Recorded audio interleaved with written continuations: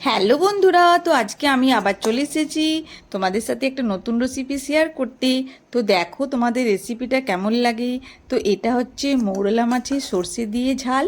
তো এটা আমি কিভাবে বানিয়েছি আর এটা খেতে অপূর্ব হয়েছিল। তোমরা যদি আমার মতন মৌরলা মাছের ঝাল বানাতে চাও তাহলে কিন্তু আমার রেসিপিটা অবশ্যই দেখতে হবে। তো তার জন্য আমি একটা থালার মধ্যে মৌরলা মাছগুলো নিয়ে নিয়েছি। খুব ভালো করে ধুয়ে মৌরলা মাছগুলো নিয়ে নিয়েছি। তারপর তার মধ্যে হলুদ আর নুন ভালো করে মাখিয়ে নিচ্ছি যাতে মাছগুলোর মধ্যে নুনটা ভালো করে ঢুকে যায়।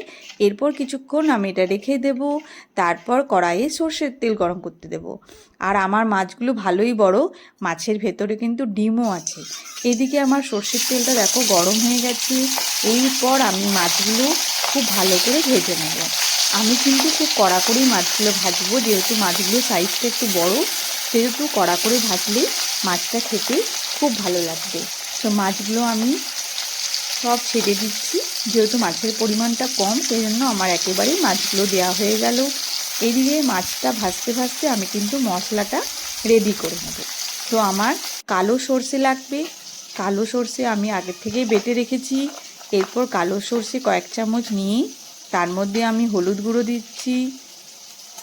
এরপর আমি জিরে গুঁড়ো, ধনে গুঁড়ো দিলাম। স্বাদ মতো আমি নুনও দিয়ে দিচ্ছি। এরপর একটুখানি ঝাল লঙ্কার গুঁড়ো দিলাম। এইসব রান্নাগুলো একটু ঝাল হলেই বেশি ভালো লাগে ভাত দিয়ে খেতে, সেই জন্য আমি একটুখানি ঝাল লঙ্কার গুঁড়ো অ্যাড করেছি। তারপর মশলাটাকে খুব ভালো করে মাখিয়ে নিচ্ছি। মাখিয়ে আমি এটা রেডি করে রেখে দিলাম। তো এরপর দেখো মশলা রেডি হতে হতে আমার মাছগুলো ভাজা হয়ে গেছে। তো মাছগুলো খুব কড়কড়ে করে আমি ভাজবো। ভেজে আমি এগুলো একটা পাত্রে তুলে নেব। তো দেখতেই পাচ্ছ আমার মাছগুলো কি সুন্দর ভাজা হয়ে গেছে। তো আমি ভালো করে এগুলো ভেজে তুলে নিলাম। এরপর এই মাছ ভাজার তেলের মধ্যেই আমি কালো জিরে ফোড়ন দিলাম। কালো জিরে ফোড়ন দেওয়ার পর আমি পেঁয়াজ কুচি আর টমেটো কুচি দিয়ে দিচ্ছি। পেঁয়াজ কুচি আর টমেটো কুচিটা খুবই কুচি কুচি করে কেটেছি। তো এটাকে ভালো করে ভাজবো। তার সঙ্গে কাঁচা লঙ্কাটাও দিয়ে দিলাম। কাঁচা লঙ্কাটা দিয়ে দিলে ভালো গন্ধ বেরোবে তেলের মধ্যে, সেই জন্য কাঁচা লঙ্কা দিয়ে ভালো করে এটাকে ভেজে নিচ্ছি। একদম লাল লাল করে ভেজে নেব। তো দেখো আমার লাল লাল করে ভাজা হয়ে গেছে। এরপর আমি যেই মশলাটা রেডি করে রেখেছিলাম সেই মশলাটাকে দিয়ে দিলাম। দিয়ে ভালো করে আমি এটাকে নাড়াচাড়া করে নিচ্ছি। একটুখানি নাড়াচাড়া করার পর আমি মৌরলা মাছগুলো দিয়ে দেব। মৌরলা মাছগুলো দিয়ে আবার ভালো করে নাড়াচাড়া করে নিচ্ছি।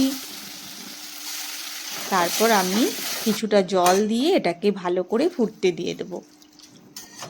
একটুখানি ভালো করে এটাকে ফুটিয়ে নিতে হবে, সেই জন্য একটুখানি জল দিলাম, খুব বেশি জল দিইনি। এরপর আমি দেখো ফুটে এসেছে। তারপর আমি একটু কালারের জন্য কাশ্মীরি লঙ্কার গুঁড়ো অ্যাড করলাম। তো কালারের জন্যই অ্যাড করলাম, যদি তোমরা কেউ দিতে চাও তো দেবে, না দিতে চাইলেও কোনো ব্যাপার না। এটা শুধু কালারের জন্য অ্যাড করা হয়েছে।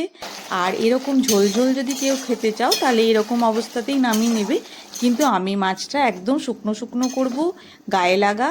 তো দেখো এই রকমভাবে আমি শুকনো শুকনো করে মাছটা নামিয়ে নেব। তো আমার এরকমই ভালো লাগে। মোরলা মাছের বলো, চুনো মাছের বলো, আমি এরকমই শুকনো শুকনো করেই ঝাল দেওয়াটা করি। তো দেখো কত সুন্দর আমার রান্নাটা হয়ে গেল।